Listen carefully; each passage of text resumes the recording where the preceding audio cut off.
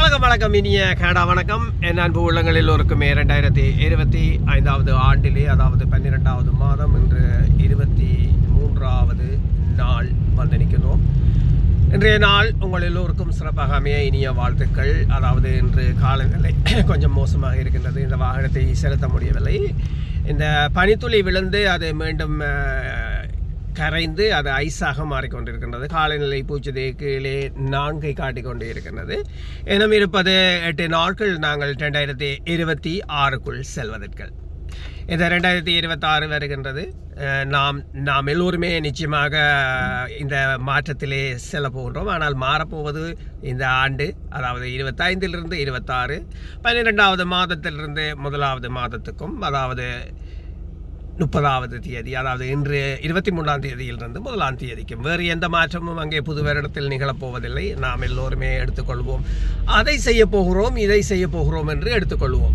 ஆனால் என்னை பொறுத்தளவில் நான் செய்ய வேண்டியது ஒன்றுதான். நாம் எல்லோருமே சந்தோஷமாக இருக்க வேண்டுமானால், நாம் உலக நாடுகளே எல்லோருமே நாங்கள் ஒருவர் மேல் ஒருவரை குற்றம் சொல்லிக்கொண்டே இருப்போம்.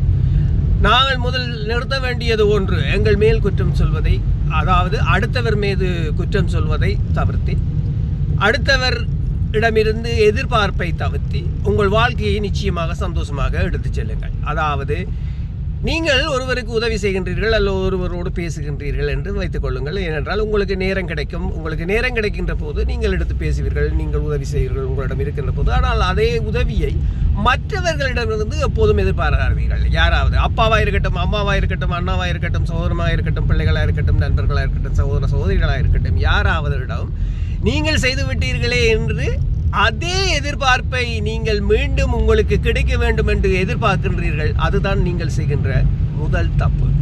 அடுத்த ஆண்டிலாவது என்னோடு சேர்ந்து பயணிக்க வாருங்கள். செய்யுங்கள், எல்லோருக்கும் வேண்டிய உதவிகளை செய்யுங்கள்.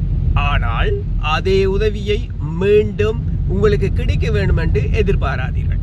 ஆனால் அது கிடைத்தால் அது உங்களுக்கு கிடைத்த லாட்டரி, அதாவது லக். கிடைக்கவில்லை என்றால் பயணியுங்கள். உங்களால் முடிந்ததை செய்து கொண்டு பயணிப்பீர்களானால், அடுத்தவரிடம் குறை காணாமல் பயணிப்பீர்களானால் நிச்சயம் வாழ்க்கை எப்போதுமே உங்களுக்கு அட்டகாசம். இந்த வாழ்க்கை சொல்ல முடியாத அட்டகாசத்துக்கு நீங்கள் செல்வீர்கள். வாழும் வரை வாழ்ந்துவிட்டு செல்லலாம். ஆனால் வாழ்க்கை என்பது நிரந்தரமில்லை என்பதையும் புரிந்து கொள்ளுங்கள். நாளை என்பது நமக்கு சொந்தமில்லை. தூக்கத்துக்கு சென்று கண் முழித்து பார்த்து விழித்தால் அந்த அடுத்த நாள் எங்களுக்கு சொந்தம் என்பது நிஜம்.